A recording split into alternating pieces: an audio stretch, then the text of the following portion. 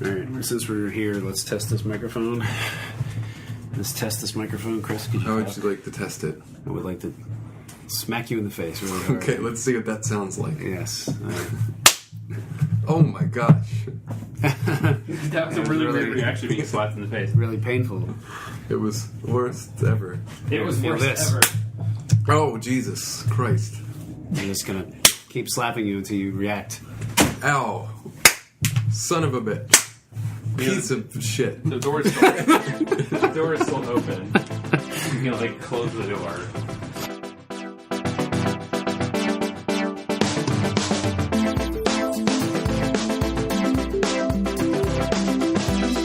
Hey, and welcome to Storied, a podcast where we take a story or idea from one medium and adapt it into another. This week, we're doing Cloverfield. We're gonna turn it into a AAA video game. So let's get in there. Let's do it. Let's drive straight in there. Into this AAA world. It's this AAA land. Yeah, one of us has experience with that. Yeah, So I shipped a Mafia 3, which could be considered a AAA game. 3 A's in a row. 3 A's. I wonder where that came from. Yeah, it's a good question. I think it's probably like almost like a rating system, like a Michelin star, maybe. Yeah. At some point, someone was like, well, this game is the most expensive, so clearly it's the best. Isn't it college football's AAA? I don't know anything about college football. Yeah, I don't know. We should have researched that before we did this podcast. Yeah. Isn't minor league baseball AAA? Yeah, it's weird. It's like, what? It's like all over the place. So what's Major League? Is it like 4 We just A's? haven't made it yet. We're like VR Oh, man. porn is going to be... Wow. It's going to be quadruple A. Well, it has to be interactive. Then it would definitely be. It starts to 4 get weird A's. when you start saying quintuple A. It has to be like 5. So it would just change to 5 A's. There's also no agreement on whether or not you literally type out triple-A or just put AAA, like a battery, you know, when you're writing it, or like writing an article or like writing a resume, because sometimes I see AAA and sometimes I see AAA, and so no one's ever really agreed on Wait, what that is. what is it? 3-A? No, or like triple dash A. right there. Oh, Like the word TRIPLE-A, Yeah. or just AAA, like 3 capital A's. It's got to be 3 capital A's. But there's no standard. So, like, one person Yeah. might write it one way. Like, me and my girlfriend had a disagreement on which one it should be, so we just wrote it differently on our resumes, and so now there's no standardization for that. Weird. Anyway, what's a I don't know- AAA game? I don't know what we're making anymore. Yeah, we're resumes. We're getting new jobs. Yeah. By AAA game, and you guys can jump in and tell me if I'm wrong or not, but I feel like we're talking about some sort of like high budget, like big budget, graphically like impressive game that people would like pay $60 for in like a big box store or something. Yeah, I mean, it's the equivalent, the game's equivalent of a blockbuster movie, right? Like Right. where you're sinking more money and more time and more effort into it. It's like 3-year, 4-year time spans, like publishing time span. And But there's the hope of a greater reward. The Right. game, is super polished and it's very high quality. The fidelity of it is very high. And, hopefully all aspects of it kind of congeal into being a good game. yeah, so we're looking for 90 Metacritic on this game. 90 plus Metacritic. Yeah, obviously, sorry. And 95 plus. 3 million plus units sold across all consoles, PC. That's my So why my would we pick internal metric. Cloverfield? We should not pick Cloverfield. well, no, actually, it's funny that you bring that up because we talked about it, and it's they've just kind of built a world, like, because between the first Cloverfield movie and 10 Cloverfield Lane, which are drastically different story sizes and like scopes and stuff, they've just kind They're of built. not, though. Well, I mean, that's the thing. The thing about Cloverfield that's cool is like it's a gigantic movie set in that are low budget. It's essentially low budget for a Hollywood movie, right? Like, Sure. I think that the first 2 movies were like $25 and $35 million respectively. what's the next one going to be? I don't know, but it doesn't sound like it's going to be expensive based on the premise, which is just a couple guys are out in space and Earth disappears. Yeah, I'm interested According to the internet, how they which is pull that kind of one crazy. But that feels like a small scale thing as well. And I think we're kind of, looking at turning a small scale idea into a highly polished, large scale experience. Well, I think it's a good point. Is that they're what the franchise of Cloverfield seems to have done is like take these like a big budget monster movie. Like when the first one was made, we hadn't seen something like that in years since like Roland Emmerich's Godzilla, and we forgot about the genre on purpose. But then the second one was like it's an alien invasion movie, but both of those kind of turn on its head, and you're not just focusing on the monster, you're not focusing on the sci-fi aspect of it, you're focusing on a much smaller, much more personal story. Right. That's about people who are just it's like circumstantial. Yeah. Like the helicopters and all the missiles that are getting fired at this thing are happening on the way side distant, of what's going on with the characters, which is nice. I mean, it's a nice way of tackling that kind of large scale story because it makes it A, affordable, but B, it's it doesn't lack for excitement. Well, that's something I wanted to ask. Like, and I was going to ask before we did the cast, but I thought it'd be more interesting to ask on the show. Is like, if we're talking about AAA, like the bad AAA game is like the one where you're the hero of the universe. You're going to save the world. Like everything revolves around you. The story is just immensely big. And the more risky, you could say, AAA experience is the smaller story set in this large world, where you've got a small cast of characters, sort of an emotionally charged character-based story that is happening in this crazy sort of landscape. And so are we doing the, like, stereotypical kind of, like, tongue-in-cheek AAA game where you are the like super soldier trying to kill aliens, or do you want to keep it more like true to the original experience? The spirit of the franchise is definitely that it would be a smaller scale story told as a like the larger scale thing as a backdrop to the story. Okay, yeah, I would agree with that because we're going to get into spoiler territory just to warn people who haven't seen either of the Cloverfield movies, but we're going to talk about both of them probably heavily, I would imagine. I can't imagine territory. Yeah, but you look at the second movie and it essentially is a couple of things, but it's really a story about it's weird. It's almost like set up by the premise about this woman who kind of starts the story being like too weak to kind of like get out of a situation, right, with her boyfriend, and then kind of like growing into coming into her own, out of necessity. Yeah, but it's standing like up to sort of, yeah, and like that's what the story is essentially. And there's all these other elements thrown into it, like John Goodman's character being crazy and there's like killing intrigue women there. There's a mystery to solve as well, and it crafts the sci-fi element like around the story it wants to tell with the character. Do you know what I mean? It's like the first one was about this guy who like was in love with one of his best friends and was about to leave because he couldn't be with her. It was like the end of his world, or like his whole world was collapsing, and then literally the world starts collapsing and he's trying to find her and hold on to her and all of that, and then the second one, like Sean said, is about this girl who's just running away from her problems, and then she gets stuck in this place with this guy that becomes a problem, and she it's a story. It's a character story. She has to start confronting things head on, and that's why at the end she like decides she's going to go fight the aliens. She's not going to keep running from these problems. So that's a really good point. Like, so our AAA version then should be similar, where our main character has some sort of emotional issue that they're dealing with or refusing to deal with, that then is reflected and mirrored in the larger like world state or like larger story. Yeah, the game itself is probably crafted around that idea. Right? Yeah, which the first two movies were sort of, it seems like, crafted around a very central thematic idea that is then reflected in this sort of large scale thing that's happening outside of that. The thing I do like about the second movie is, other than a few shots in the beginning and the end, it's basically a piece of theater. Like, it's one set. Like, I can imagine everything in the bunker being on stage in like a theater. Just because it's just the way that the entire thing takes place in effectively one small little location, whereas it's the exact opposite of the first movie, where they're just like traipsing all the way through New York City, and you're getting different shots from different angles of like, the Empire State Building and the monsters sort of traipsing through downtown. I've always really I really liked when I watched that movie, the second movie, that I just loved how it felt, just like really just attached to one location. That location had so much personality, and just reflected the personality of John Goodman's character so much, and I could just see. And the movie itself is like structured in a way that is as how the character is. Like, you don't know more than she does. Basically, the movie starts like she crashes, and then she wakes up there, and you're in the same situation, and the whole movie is him telling her, John Goodman telling her, that went down outside, and you don't know whether to believe him or not because you know as much as she does about it. Right. And you find out everything that she finds out at the same time she finds it out.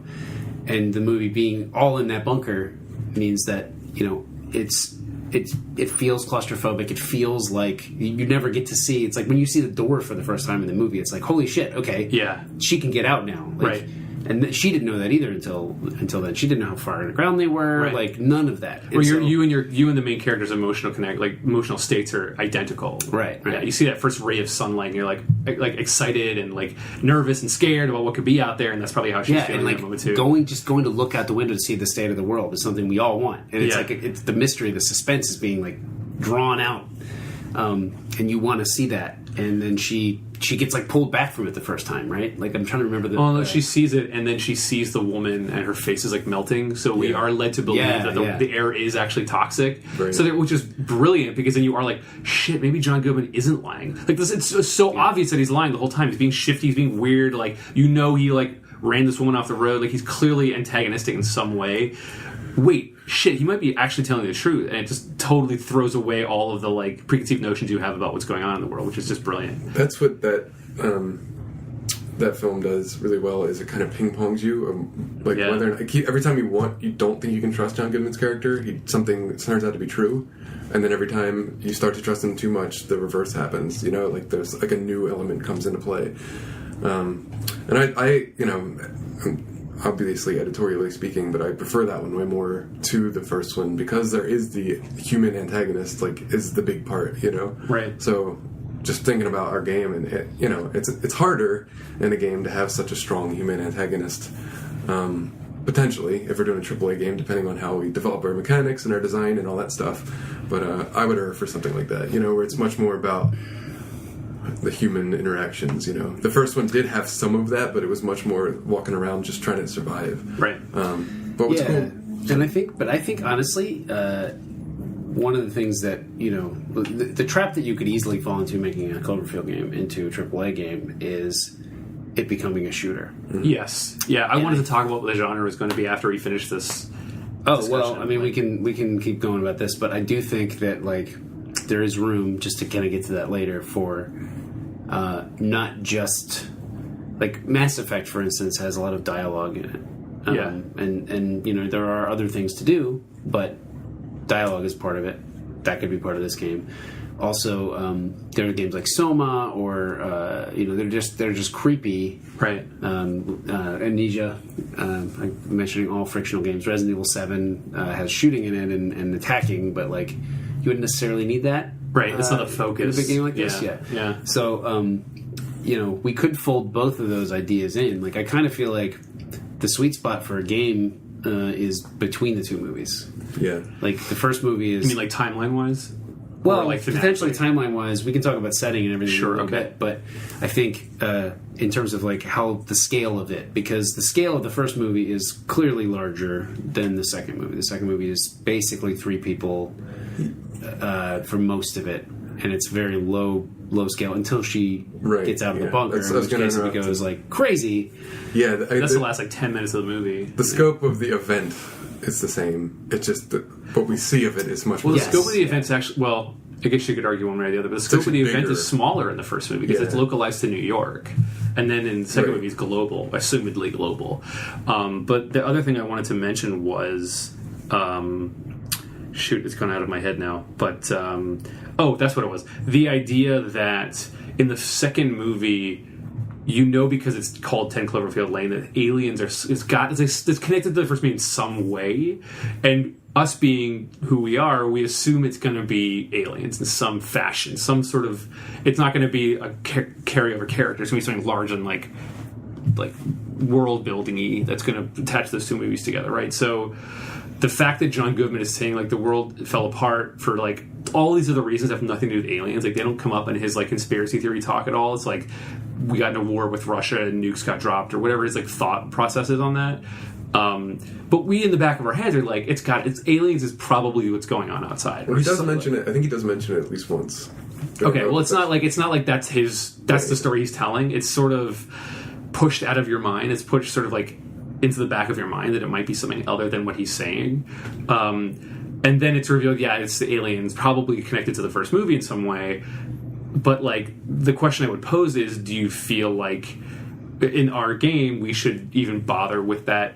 Like, is it or isn't it sort of like aliens, or is it something else? Because like I feel like that, because the movies exist, that's sort of blown now, right? Well, and I feel like the second movie dealt with that, and I don't think we want to tread the same ground, because like the spirit of the movies is to try and do something different with the idea. I think, you know, it's like, how can we, like, what other stories can we tell against this backdrop of kind of global alien domination, or like, you know, giant monsters attacking the city, and like these world-sized events happening, like, but the smaller human stories being the ones that we're telling, and like, what story are we telling is this game, through the mechanics, through the characters, that is sort of a new and an additional piece that feels like it fits in with every version of you know, all the Cloverfield things. Like it feels like it should just go alongside of it, rather than tread the same ground. Yeah, and I think that I think I agree with that. Where we shouldn't just retread that, but I think one thing that shouldn't be lost, and one thing that both the movies do really well, is that the distribution of information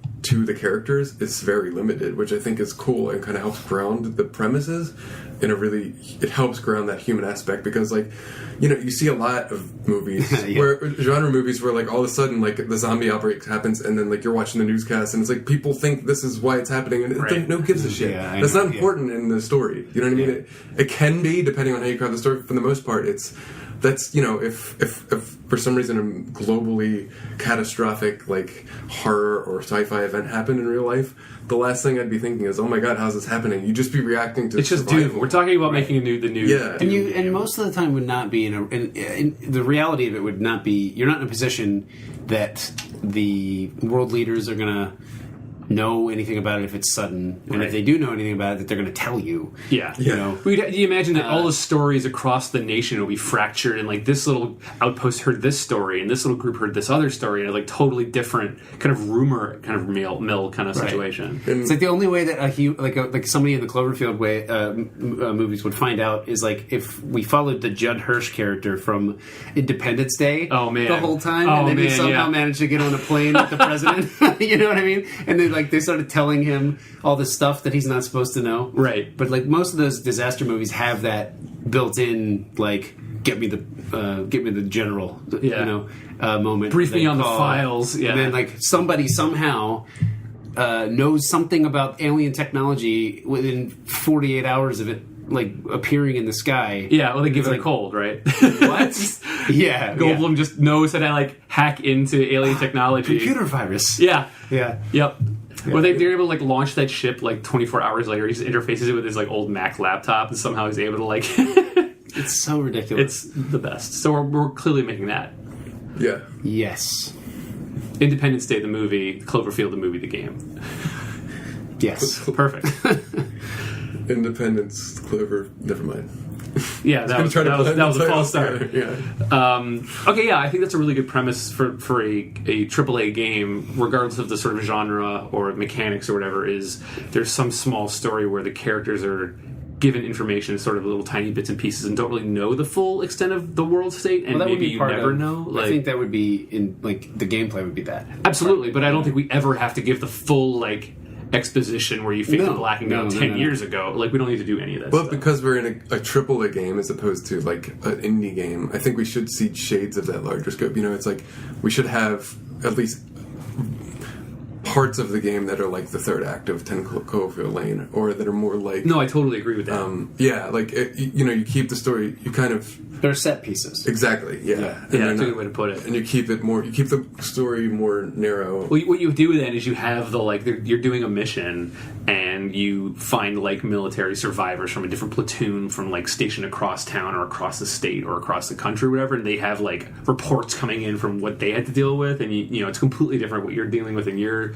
little mission that you're working on, so you can get information from, like, across the battlefield, effectively, from some group of survivors, and it's just, like, reports on the giant, you know, monsters in the mist that are just like killing people way off in the distance that you have no idea what's going on. You know, I would say too, you maybe like you just get somebody on the phone, you know, that is there. You know, it's like you've been trying to get a hold of, like, one of the characters has been trying to get a hold of their aunt, you know, and they do manage to get a hold of their aunt somewhere in there, and then you get some information out of that, but not anything useful to you. Well, it's personal information. But yeah, but it's like personal through the lens of how it's happening to me. You find out that it is globally, or like it's affecting more than just the area or like what's over there before you get there. Sure. And then later on in the game, you get there and you kind of see the devastation that was wrought, and like there are like things left over or something. But it's like setting up. But you get that information. Yeah, what I liked about that idea is that you get that information filtered through another person who is interpreting it their own way as well. So they might be incorrect, or they're seeing it wrong, or they've been told incorrect information, or something slightly off. So I like that idea of getting information through people as well as what you see with your own eyes. Yeah, well, and being able to sort of the nice thing about having only like even two pieces of information from different sources, like you're seeing like missiles blow up in the distance or whatever, and then you're talking to somebody on the phone, and those are different realities to you and that person on the phone. Or is the person on the phone like where like the it gives you missiles are? stuff? It gives you stuff to kind of talk about in the game as well, like where it's like which of these narratives do you believe? Yeah. Which of these two things do like the characters in the game, whoever you're with or that you're meeting or that you're stuck with, are going to have different opinions about these things, and like one person believing the ant and the other person believing what they saw with their eyes. Yeah. No, So that you city have is an totally argument. destroyed. It's Yeah. like there's no point in going there. Like it just gives you a nice drama. Yeah. So what's the genre? Is it a horror game? Is it like a third-person shooter? Is it like... I don't think shooting is involved. It doesn't feel like... It feels like if you put a gun in somebody's hand in this game, that's going to be temporary. Yeah. It like... I mean, the Cloverfield movies don't have any shooting outside of other people shooting that aren't related to you guys. Like, they're basically running, ducking into tunnels... Yeah. Going through areas where they're like things are happening around them, and people are dying around them, but they're not like they go into the quarantine zone in that first movie for a little while, and right? that attack happens, and like the girl gets killed against the screen, and like the blood splatters the screen. Just like weird shit's going on clearly around you the whole time. So what's the like core like mechanical like tent pole we put in the ground for this game? Like. I'm thinking about games like Silent Hill and like Resident Evil 7 was one that came up, which I think is a pretty good another like modern Silent Hill-esque kind of game. So we were reading a little bit about the lore. Yeah. Before we started this, and like it's pretty deep. I mean, there's like a whole augmented reality game that kind of delves into all the stuff. People have kind of parsed it, figured it out. The corporations and behind everything. Put it up on the internet so that lazy people like us can just read or watch a video or whatever. Yeah, or watch most of a video. Yeah, but the video we watched was too long. But it was there's a lot of stuff to be had out there. Yeah. and it's not relevant. It's not relevant to the actual story that you're trying to tell. However, there are elements there which I do think could lend itself to like a setting. And one of the things I was thinking just now that would be cool is they talk about how potentially the way that this whole thing kicked off was there was a company drilling for oil. It's weird. I was thinking the same thing. And the oil rig is a cool set. And doing an undersea oil rig, or an oil rig out in the Pacific where you're trapped. Yeah. And there's still like you could accelerate things from that point. It's it feels like you could do a really cool kind of like The Thing. Yeah. Based like something that feels like The Thing, the movie. Which is ironic because what's their name is in the sequel that I never saw. Oh yeah, Mary Elizabeth Winstead. But something like that. The sequel is terrible. Don't watch it. Yeah, that's what I heard. The Thing prequel, whatever the hell it's called. Yeah. It's like Alien Aliens. No, it's called The Thing 2011. All right, is that a joke or do you mean that? Well, it's in parentheses 2011, Ugh. but it's called The Thing again because the first movie that they based the original Thing remake on was The Thing. So they're just trying to keep that going, but they didn't actually remake it. They kind of just made another movie in the same. So it's almost like another reboot already. So don't call it The Thing again, though. Yeah, it's really confusing. Yeah. And apparently really bad. It's not good. But What you were going to say? I just think it feels like making that kind of game, and like something where the kind of that paranoia weighs on you. You know what I mean? And you're kind of like Dead Space without the fighting. You know what I mean? Where you're just constantly, and not the whole game would be like this. I think that Dead Space already did that well, and I don't think that is true essentially to Cloverfield. But like something with that really sort of on edge. You can only play for so long gameplay. Dead Space is a really good example of a game where you're running through space fighting. It's like a cyclopean in size tentacle monster, and you have tools. I mean, they're effectively a stand-in for guns, but like you have tools to wound it and escape. But for the most part of that game, you're not like defeating the giant tentacle monster from beyond the stars. Well, I feel like sorry, well, I was just really going to quickly say like when you guys were talking about the oil rig, the first thing that came to mind was you're a worker on that oil rig, and the monster pops out and just like wraps its tentacles or its claws around the oil rig and starts crushing it, and you just have to like escape. Like, it's crazy. Things are like bursting into flames. A lot of like Dead Space sequences where there's like a giant claw that just like rends through the wall, and you have to like hurt it enough that it like retracts itself, and you can hop through the hole in the wall and like trying to escape this cage of like metal and fire and just like oil spraying everywhere and sea water hitting you in the face, and like that being the opening sequence of the game. You're just trying to like get off the oil rig into the ocean or like into the dinghy or whatever, while this thing like rises from the deep for the first time, like the original monster from the first movie. Like, that's a pretty cool like set piece mission, and you are sort of an everyman. You're just an oil rig worker guy who might have a crowbar, like the Half-Life, like Gordon Freeman or whatever. I can see you like pinning the pinning part of the monster with like a drill.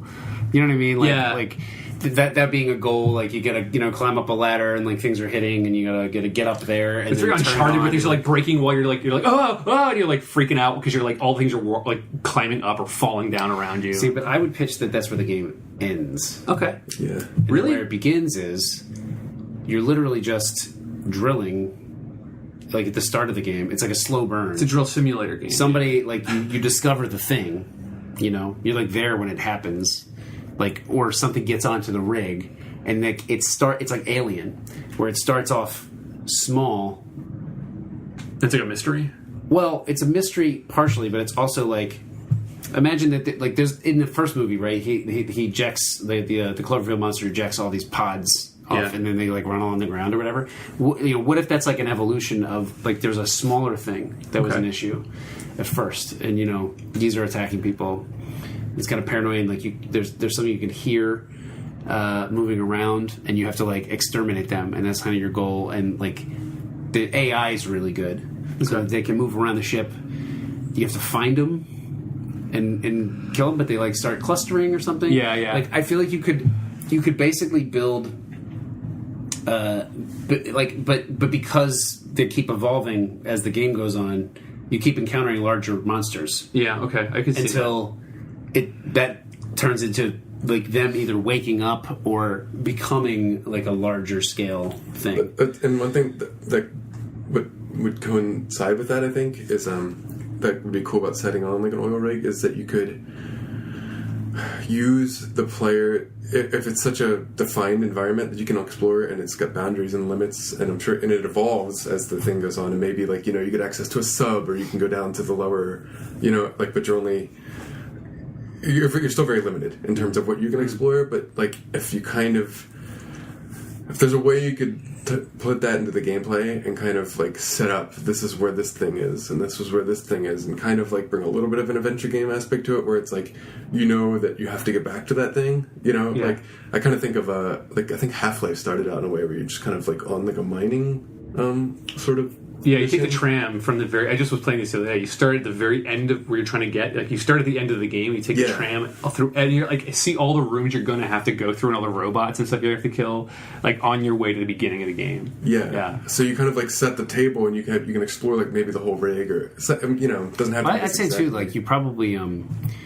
like, you start the game... Like, I would say that, like, there's a combination. There's, like, a little bit futuristic stuff that goes into it, where like the rig is like part of it is underwater, that part of the drilling takes place there. Yeah, so you start the game with like you guys are up there, you're getting suited up, in the suit you're going to probably wear for the whole game is Right, like yeah. your rig, you know, like Yeah, your of mining course. rig or Yeah. whatever. Dead Space did a good job with that kind of a thing where it's like you're just a miner.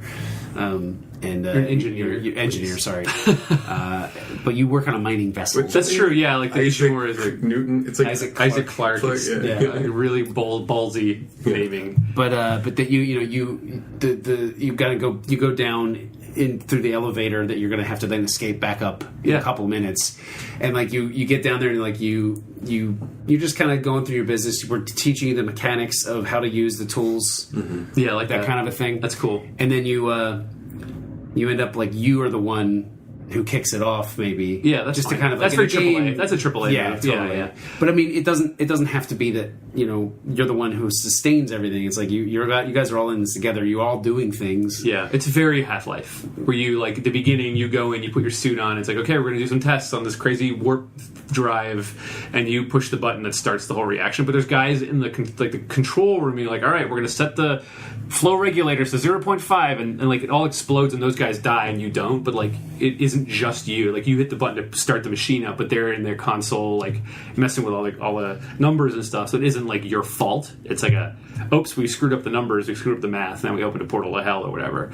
But the idea It's of alien baby dimension or whatever. yeah, well, the conceit of walking you through a space and then getting to the very end and then having to fight your way back out is super AAA. And so I do like that idea of, like, you start your day in whatever location, you sort of go into the belly of the beast and then kick off this problem, and then from there you have to kind of escape, which you could sort of say is very sort of reductive of, like, a System Shock game or like BioShock or Prey or whatever, but that feels AAA to me. Like, that feels like a game that would exist. So Well, I mean, I actually feel like you talking about that just made me feel like one of the mechanics that'd be really cool for this game would be I always loved one of the best uses of video cameras ever. And obviously these movies are. I mean, the first movie has a lot of like the video camera, yeah, like handycam stuff. in them, and the whole movie is shot that way. And then the second movie is much more of a conventional film, but it still has this sort of surveillance sort of feel to it, just because it's shot in one location, and feels like you're like spying on people sometimes, and they're talking about things, and so it might be cool. In Aliens, in the second Alien movie, there's this sequence where they're kind of at a bank of monitors, just watching all the helmet cams. Oh, they all like go off one by one. And you can kind of see what's going on elsewhere, but it might be cool in this game to sort of have that available to the other people. So while you guys are like searching the station or whatever, like, someone else is like in your ear being like, or you can access camera and see what's going on with them. that's cool. And then like maybe have to find out like figure out where they are, where they went, like based on like you see something terrible happen on the camera on the side. Yeah. Thanks for that. Yeah, Chris. Yeah. You guys looked at me like I was supposed to say something. Yeah. Yeah. Both at the same time too, actually. That was Yeah. good. But yeah, I think that would be cool, and I think that really this game, this setup. Do you remember the book and movie Sphere?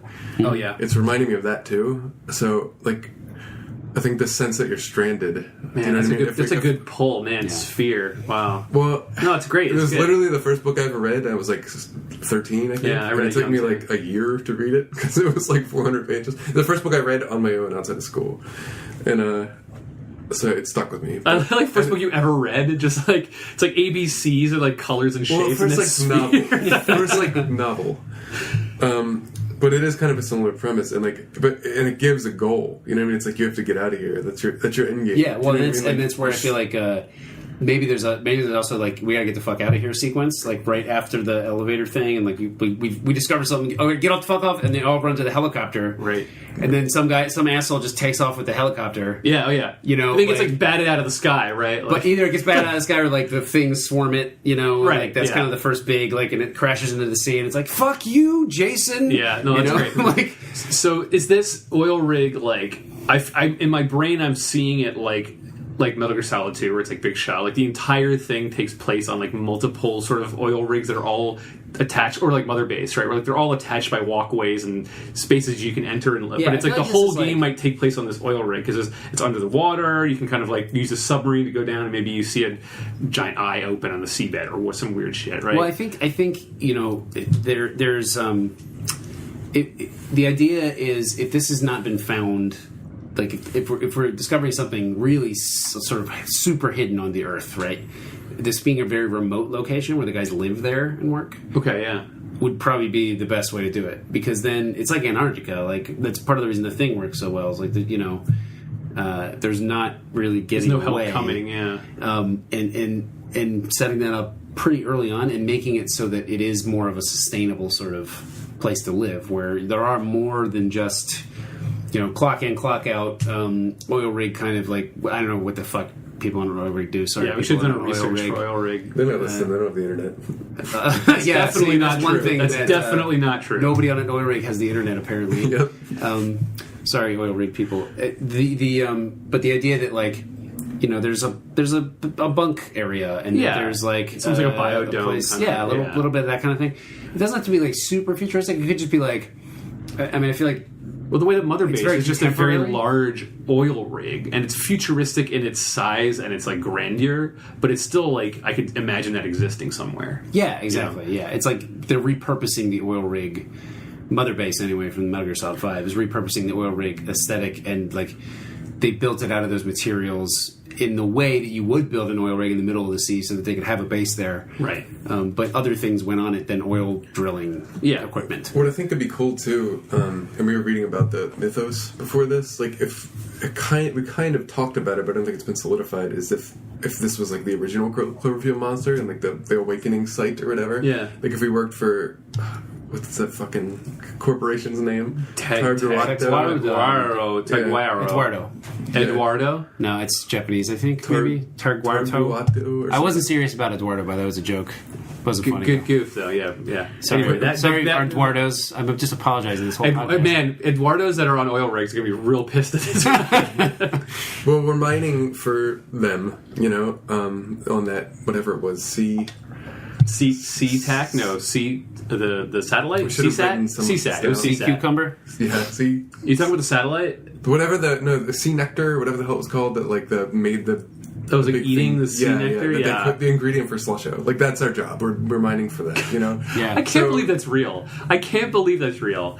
It's this like thing not, on the it's a bottom. movie. Yeah, okay. In the universe of the movie, But it's like something that will be on Futurama. that's my point. It's so absurd. Yeah. It's so like tonally absurd Yeah. compared to the rest of the tone of the movies. Like you're mining, not even mining, but like on the bottom of the seabed is some sort of sea nectar that is so delicious you turn it into like a frozen beverage for humans. It's just And, fucking and absurd. it's called slusho. Yeah, like, it's, really. Like, that's the part that freaks you out. Is the well, name? I mean, it's The guys at the beginning of the game are definitely drinking slusho. Oh, 100%. Like there's slusho all over. Like there's Like heavy empty branding, slusho yeah. cans just everywhere. And Kelvin, Kelvin is the name of it's like a J.J. Abrams thing, I guess, where his grandfather was named that or something. So like he puts it in everything, and like that's the name of the gas station in 10 Cloverfield Lane. Oh, man, I it used didn't to be know like that. a Kelvin drilling rig. Oh yeah, Something, absolutely. Yeah, yeah. that's good. Or it's a subsidiary company of Teguaro or whatever. yeah. Teguardo. But anyway, That's not right. It's not even close to right. if we're just a miner, kind of like contracted for them, and like we're kind of disposable Yeah. in that sense. Like the guys in the helicopter leave, and it's like the suits. Yeah, they just You know? like write it off. Right, and Yeah. then we could have a character who's like, what's it, Paul Reiser's character name in Aliens? Like Burke? Is that his Burke, name? yeah. It's Carter Burke. I'm It with could the be- company. There could be a character like that, and then we're left with like other miners and like a Burke-like character. It's or funny. The something. first thing I thought of was the lawyer character from Jurassic Park who dies on the I toilet. don't want to rip aliens yeah. off 100%. Well, no, Yeah, but- let's get some Jurassic Park in there. But that. he doesn't have to be. He could be with us. Do you know what I mean? Like he gets on our side. He doesn't have to be the complete antagonist the way Burke is. But like, kind of tying into that though is that we're talking about the environment and the setting, and it's like you could have restricted access. Do you know what I mean? So there's places you wouldn't necessarily have access to that maybe you get access to as you get that ally later in the game. or Right, something. yeah. You know what I mean? Like so you could still Or you can like he might be like trapped somewhere and you have to rescue him. right. You know, with him comes like the blue key card to get into the lower levels of the thing. So this is again, I go back to my question earlier. Like, a traditional like AAA game that we have all played would do that, where like you have the like really snivelly, weaselly suit character who knows more than you. You get all your exposition about what's going on through him. So we can totally do that if we want it to feel very like traditional, like AAA. Or do we want to be like, no, that's what a AAA game would do. We're going to do something different. Well, I think that the problem I have with it as an idea is just that it feels like it's not fitting in with what the franchise does. That's the thing to choose, right? Like one thing is on the franchise side and one thing's on the AAA game style side. Depends on how you play the character, though. If it was like if he's new. But I wonder. So what is your argument, though, Sean, about like why you don't feel like it fits the? Because of what we talked about, this distribution of information, kind of. Well, no, but yeah, and yes. I mean, I feel like you earn it less if you have somebody around who can tell you things. For me, like getting somebody on the line a quarter of the way through the game who won't tell you anything, and that's all you get, is more in line with the franchise as a whole. And then, like, you have to go seeking these answers out. Again, I think it depends on how you play that character. If they have limited knowledge themselves, like I think of The Mist and the MPs in that, like the young guys who were just floating into cashiers, and they didn't know shit. They happen to be evolved, so they know a little bit more than the public, but they're still lower level. Do you know what I mean? Like, they end up getting killed. But, like, if it's that kind of spoilers for The Mist, by the way. Yeah. Go watch The Mist and then rewind. Then come back, pause this. Yeah. Now that you've already been spoiled. Go watch The Mist, and the most excruciating part of The Mist. Yeah. I feel like the way you would want to do that to sort of answer Sean your criticism about that as like a device would just be that he doesn't have access, but he like only overheard conversations from other people, or like it's maybe not a guy in a suit, it's just like the foreman, and the foreman is one of you guys. Like he's a blue collar, like sort of average character in your group, and he doesn't have special access to anything, but he's overheard like the G-man in the like meeting room talking about Project Purity or whatever, and so he has a little bit more information that you guys can all sort of like wonder about what that means. What information are we getting? I mean, like it doesn't. I don't think we just found this thing out. I mean, according to what we talked about earlier. So there's nothing to get other than what's like what is happening on the rig. You can get larger world state information about like the knowledge about the creature if you wanted it. And I don't think he has to have any information. I think that in the spirit of the kind of human stories, like if there was some sort of social dissonance in the pre-existing world of this game, like he could just be the white collar guys to our blue collar guy. You know what I mean? It's like he could have access to another area or something eventually that he was scared to tell you about earlier. So it's something like that. It doesn't have to be that he's the antagonist in that realm. Like he's not actively trying to keep us on here. You know what I mean? Right. It's just trying to. I was just trying to think of somehow we could use him for like gating parts of the environment, and then B, like just rounding out our cast a little bit, so it's not just your minor people. You know what I mean? So there is like multiple possibilities for human. Well, and that's something that like I think we should delve into then, like the human element, because I think that's going to sink or swim the game in a lot of ways, and I can see. Like Alien Isolation was really good in a lot of ways. One of the things that drove me crazy was having to deal with the androids every. It just felt like filler. Yeah, and it was annoying to boot. Yeah, but I think the human stuff that was there, it kind of worked and it kind of didn't work. It was almost like a missed opportunity. It felt like a missed opportunity to me. It's because I was like, I really like the idea that like people are. So afraid that they're just starting to infight and fighting each other. And we could get a section out. I think it would be cool to do, rather than doing a thing like you just have waves, there's so many people in this thing that you could just make up a faction of people that shoot or hurt or whatever. That would be cool to kind of individualize those things.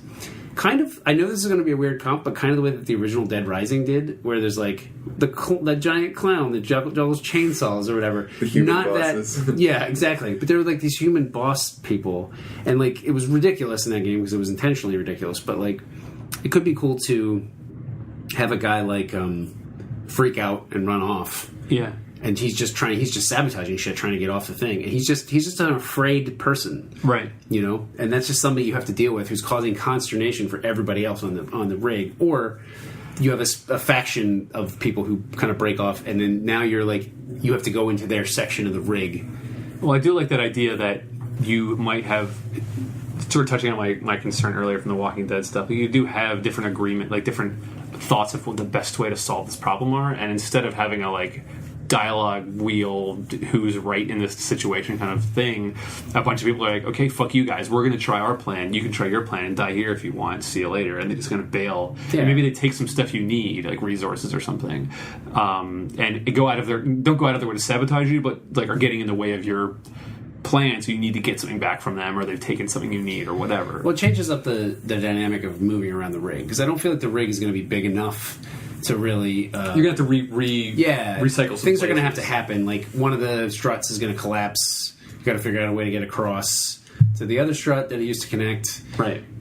You know, re-enter old halfway locations through the game, you know, some guys could take over this thing, and you have to get into it and to get something. And so, like, you just have like that going back there feels like a totally different experience the second time you're in it. You know, yeah. And that could be a really cool way to kind of just change it up without. You know, I feel like avoiding, you know, one of the things that, like, horror games are, the horror games in general, I feel like the sort of ones that they make you feel powerless is good. Yes. But I also really like when you have some power. Like, one of the best things in the Alien Isolation is, spoilers for Alien Isolation, you get a flamethrower, like a little bit, like. Literally, they gave it to you. Like, we were playing the game, Harrison and I, and like we get to the point where we're so frustrated with not like just dying all the time. Yeah, we put it and down. Reloading. We stopped for a while, and then we picked it back up, and we got a flamethrower like 10 minutes later, and that made the game totally palatable again for a while. You know, and palatable is probably, you know, not the kindest word, but yeah. I mean, like, it just made it so that, like, you had some way. The alien didn't stop trying to come after you, but you could at least defend yourself now. Yeah, well, the thing that we always had a problem with in that game is that the alien, there was always a turning point when the game was done. Like, you would die. The alien sees you in a certain place or a certain way you can't hide. The game's fucking over. Prepare to respawn. Like, there's no... Like, in a lot of Metal Gear Solid type games, if you fuck up, you can be like, oh shit, and kind of like try and rejuggle those plates and kind of unfuck the situation a little bit. Yeah. But with Alien Isolation... and a lot of horror games like that is as soon as like the jump scare happens and you've already fucked yourself, you might as well reload the game. But with the flamethrower, you didn't get a ton of like fuel for it, but if you used it wisely, you could just get that thing to run away from you. You couldn't kill it, but it would frighten it away, so that if you got caught, you could kind of unfuck the situation sometimes. So you still felt, like you said, have a little bit of power to have your own fate in your own hands in those moments. Yeah, and to that end, I feel like, you know, one of the things you could do with a AAA game that I don't think anybody has done, and I might be wrong about this, but it could be really cool to sort of just the mechanic for dealing with a person isn't flamethrower. Yeah, exactly. But it's like, you know, it's not. We could come up with some stuff where it's, you know, there are ways to get past them by locking them into rooms, or to, you know, like choke them out. Yeah. Or hit them over the head with a wrench. And that kind of depends on how you explore and how you find things. And, like, it's kind of up to you. You know, there's a couple of attacks you could take to kind of deal with it, but it's not just stabbing them. Right. You know, it's like, it feels like they're still your friends. Like, you had disagreements, but, like, they're going to knock you out and, like, put you in a hold if they find you, and you're going to just not get off this thing. So, like, that's the fear. The fear isn't that they're going to kill you. You know, the fear is that they're going to just find you. Yeah. And in addition to that, like, you go all the way in there. You get all the way through. You finally get what you need. And then a new monster attacks. Right, you know, yeah. You can definitely puncture those moments with big monsters. But you're not going to fight the monsters. I mean, like, that's, I think, the thing that, like, we need to, like, is there a way you could make mechanically interesting to play a game where you're just dodging shit and running away? I think you can fight them. You just fight the smaller little pods that pop out. Yeah. Like, you can use your Dead Space stomp, and just like it's all melee and like yeah, it's really intensely crushing those boxes. And I think one thing that I've always wanted to see in a game, it's really hard to do, but like it's to kind of subvert the thing that you have a gun, but you only get 8 bullets, and that's it. You know what I mean? Like you can even find other bullets, and like they don't fit the gun, because why the fuck would they? Right? Why would there be more bullets? Or just like a rivet for the same gun or all over the place? Yeah. Do you know what I mean? So it's like it's really hard to do, but like you arm the character or the player with a certain amount of things, and you can exhaust all of those resources. Yeah, it's up to you when you use them. Yeah, you have to play effectively. It's kind of like the flamethrower, but limited. Do you know what I mean? Like, you have to play effectively, and you can't just rely on your inventory. You have it, you know what I mean? But you can't just rely on it. So, you know, like, there's other ways around things. You can sneak. There's still a lot of stealth. You have to rely on that a lot. But I was thinking of this game. I think we've talked about it before, Harrison. It was for PlayStation 1. It's called Clock Tower. Oh, yeah, yes, yeah. And that was a really cool survival horror game in a lot of ways. Like, because there was this guy just chasing you with scissors, and he could show up kind of anywhere at any time. Yeah. And in some rooms, you'd go in, and if you figured it out, you could set up a booby trap in case while you were exploring in there, he came in. Yeah. It would never kill him, but it would always, like, allow you to get past him. Or there'd be like hiding spaces that you could find, and if you heard, he had music that played, so if you heard him come, you'd get in the hiding space, and sometimes he'd kill you in the hiding space if you cut it too close. But like that kind of mechanic, like, no? I think, God damn it. what would be cool, and I don't want to get too much behind the scenes, but things become unproducible, right? Because obviously when you play a game, you just want to be able to do everything at all times, but that all has to be accounted for in the production of the game, which is almost impossible. But, you know, kind of allowing that as much as possible. You know what I mean? Like, you have to rely on this, but you do have these things you can use in a pinch. You run out of them, you're fucked until you find another one. You know what I mean? Mm-hmm. Which I think could be cool to help. I mean, Alien Isolation kind of works that way. It's like, you know, there's a risk reward where you can explore more and find more stuff to fight the alien with, or you know, but you can't explore too much, because if you're just making noise, or you're sort of out in the open just like looking for stuff, the alien could find you. Right. So it's kind of like this. You push ever further out, and it gets riskier and riskier the more you do that. Yeah. And I think that you can definitely have those cool Dead Space-esque moments where, like, you're walking around and suddenly a tentacle bursts through the wall, and like the whole deck of the oil rig like collapses, and you start sliding down towards it, and you grab like a nail gun or like a piston gun, and you use that as a big like ka-chunk like weapon, like a big gun, and you piston his arm to the wall, and then you fall into the water and just lose that gun forever. Like, that was only used for that one specific like tentpole mission, or that one tentpole like boss fight, and then it's just gone forever. You fall into the water and it's just gone. So you can have like weapons and guns and like firearms and stuff that then you just lose because of the cutscene that happens afterwards. It feels appropriate. Like, you get like a big pitchfork loader at the end, and you fight the. Get away from her, you bitch!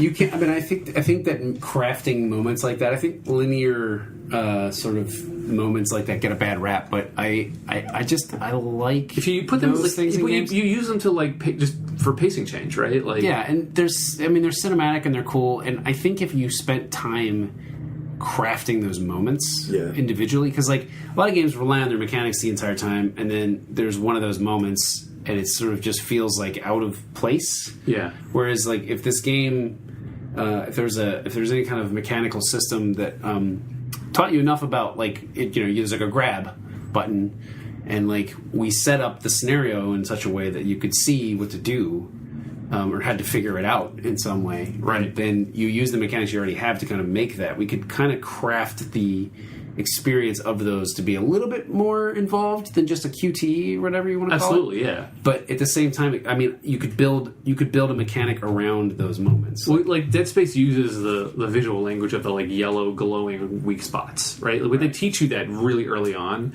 and then you get into a boss fight and there's no tutorializing that. It just shows up as a mechanic that you learned way long ago, and they just have to go, well, we hope you learned this from a long time ago because we taught you a specific mechanic outside of a boss fight, and now we're putting you in a very specific moment where you have like 30 seconds before the whole floor collapses, and you have you're getting dragged by a giant tentacle, right. or like you're being hung upside down. Yeah, you have to shoot to drop you onto the ground. I was thinking about that sequence in Last of Us, which was one of my favorite sequences, where you go to that guy's Bill's place and you get caught and Joel gets hung upside down and like kill all the zombies all upside down. And it still uses the shoot mechanics, but it's like it's such a, to me, I loved it. Like, it was so like like a what the hell's that word?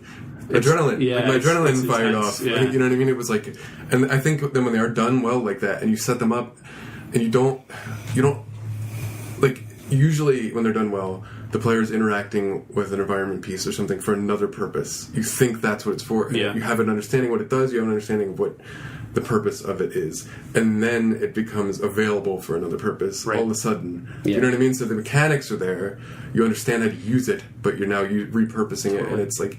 It's when you don't set that up that it feels too jarring and too stupid. And Well, I think crafting a game around that idea would be really in line with the franchise. Like, we're basically crafting all the mechanics in the game around moments that are going to happen, and then other things like just knocking a guy out, or like opening a door, or just all these kinds of things that like build to bigger and bigger beats where you sort of interact with these creatures.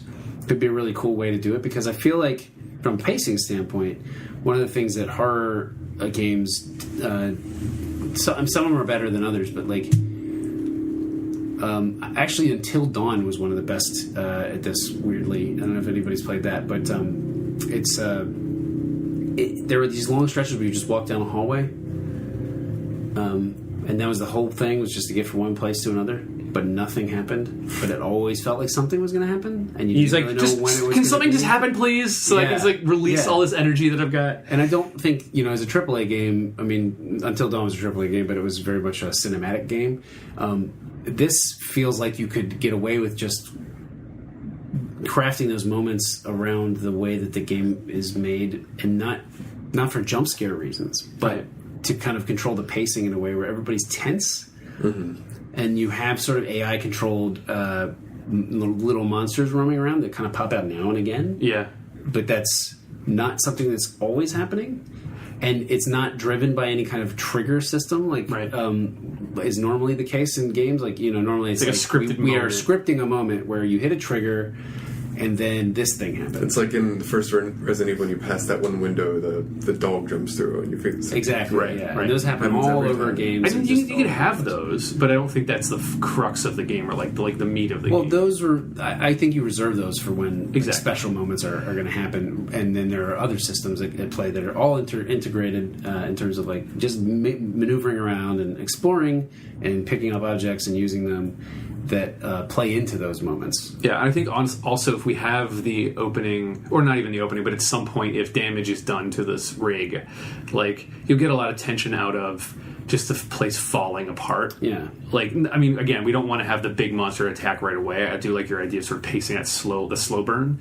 But if there are, like, the struts start to fail, and then something else buckles, and then a room is just, like, engulfed in flame because a pipe burst, and, like fuel went everywhere. And then, like, just that slow, like, this place is becoming a fucking death trap. We need to get out of it before it just falls apart around us, is where you're going to get a lot of that sort of like fear and tension and just like roiling anxiety before you see any giant claws rip through a wall, right? And just navigating it then becomes an issue, Right. Which is fun. I see a cool puzzle, like where if we in the first act, like maybe even before things kick off, we see like a submarine, and we know that It exists, exists, and yeah. then the attack happens and it gets separated from the base, and then you have to get into like a deep sea dive suit, and you only have a certain amount of air, you only have a certain amount of time, you have to get to the thing, but you can't really see in the water, you know what I mean? Yeah. Fuck, the way you do that then, I love that idea. The way you do that is it's nothing in the water, it's just a straight shot in the distance, and you have just enough oxygen to not make it, and then you start choking and your vision goes black, like as you're like right at the thing and you have to push the button, like you're just dying, you know what I mean? Like,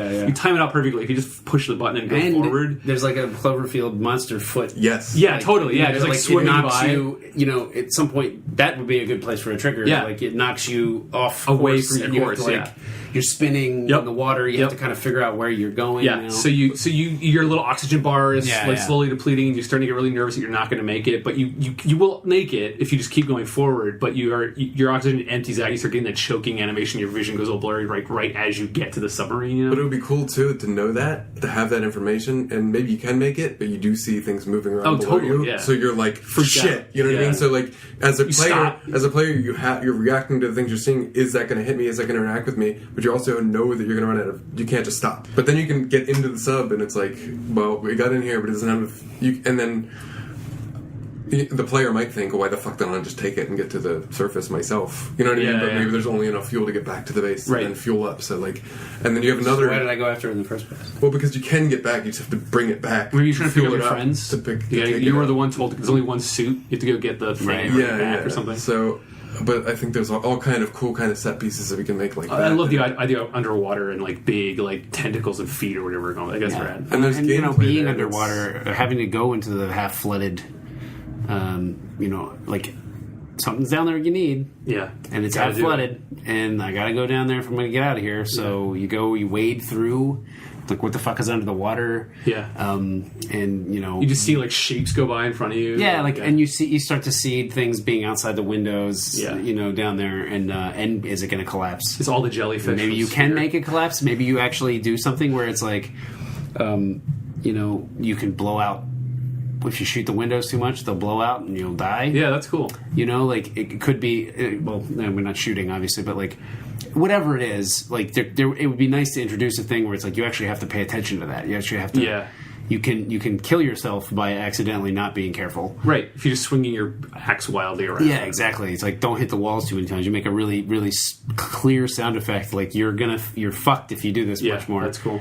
It'd be cool. So we're rounding the hour mark, but something I wanted to bring up before, just to like put a bow on this package, is we talked a while ago about this emotional core where the main character has some sort of emotional thing that they're dealing with or not dealing with, and that sort of is reflected in the game state as a whole. And we've talked about the game state itself, kind of like this oil rig that's kind of falling apart, and you're a sort of worker on it, and the goal of the game is to just get away, because the Cloverfield monster's going to make his way to New York. But I don't know if there's any time to just chat about what we feel like as our main character, our protagonist, and what his issue is, or what his like emotional place is, if there's any like thoughts that come out of your heads quickly. I think about that. I used to be a cook, and like certain kind of jobs attract certain kind of people, and it feels like this is a kind of labory kind of job, a day labory kind of job, and some people invite that sense of like isolation, like they just go somewhere. It's like with the crabbers, like the deep sea crabbers, yeah, that kind of person, like they're kind of nomadic, like they don't. A lot of It's just Firewatch. You're trying to make Firewatch. I haven't played it, so I don't know. He's just running away from his problems. I was thinking the same thing though, but I mean, it could be interesting to start in the place where isolation is the goal, but the collapse means that getting back to like if the character, for instance, is the one who doesn't really talk to people in the rig. Yeah, he's a quiet one. Yeah, I was just thinking the same thing. And then you basically kind of has to open up in order to get through, and then sort of mirroring all the collapse of the rig itself. Yeah. With like relying the collapse on other of people. that sort of isolation, that's cool. Would be a great map. Do you feel like he has something that he's gotten away from? Like he's not necessarily run away from a problem, but just like he is maybe he is running away from a problem on shore or on mainland. It might even just be as simple as like not trusting people and learning to do that. I kind of the first thing I thought of when you guys were talking about that was just that the guy maybe he's sort of like bounced from job to job. Like he doesn't have, this isn't like his passion, or it's just not his career. It's just like another thing he took to pay the bills. Like he's done every job there is under the sun. Maybe he's been a day laborer. He's done these things, that thing. He's a cook, whatever. He's done tons of different stuff. And so he's never like bothered to get to know anyone because he's never there long enough. Like maybe he's only going to be there for 6 weeks. So he's like, oh, what's the point of getting to know these people? I have no attachment to humans because I'm never around a group long enough to like build an attachment with them. That's the first thing I thought of when you guys were talking about someone who's not like emotionally attached to anyone there. And there might be something you could do there where if he is that way, where he's just kind of like this guy who's just existing, just doesn't want responsibility. Right. I mean, he's found his way into this company who has done something irresponsible, and his apathy has sort of, he has gotten him there anyway. Do you know what I mean? So there could be at least some sort of element of redemption, like in terms of the character. It's a little bit more tricky in a video game, I think, to like have the player feel that, and in this sort of game especially. But the way that Isaac in Dead Space just is there to do a job, and I kind of like it in the second one where he talks more. He talks a little too much in the second one, but like he has an opinion. Like someone's telling him to go do something, he's like, yeah, fine, fuck. Well, that's the way you get it across. I mean, I feel like the gameplay is the point, right? The gameplay is the thing that is actually going to be that sort of symbolic. You're going to be doing that as the player. Sure. So you're using the character and the character speaking how they speak to highlight that isolation being changed and destroyed, kind of like that idea of like, maybe I shouldn't be doing this to myself. And you also carry that with you that not most of the characters probably don't trust you completely. Right. Do you know what I mean? Oh, So that's you cool. can't Yeah. rely. Like, so if you tell them to do something, you're like, why the fuck would I listen to you? yeah, or like they don't. You have to go. They always have to prove yourself to them Yes. by doing things, Right. which is kind of nice. Yeah. Yeah. Or else meet the wrath of the crew. You know what I mean? Yeah. I like that. So is it like Dead Space, like third person over the shoulder cam, or I first would person? think so. But I don't. I mean, More expensive. Yeah, well, yeah. But It feels like the one that what it fits the most, just from all the examples we've given. Well, and I think you could get like set pieces work better that way. Like I don't think they work as well in first person. It gets disorienting, confusing. Yeah, unless you pull the camera control. Yeah. And if we're talking about there being a big element, I would definitely say third person. as cool as there's some cool set pieces in like Halo, but I definitely lose my sense of geography and stuff, and it does does hurt the gameplay. Plus, you get a better idea of scale if we're going to do big, gigantic monsters and stuff. If you are in third person, Right. So. Right.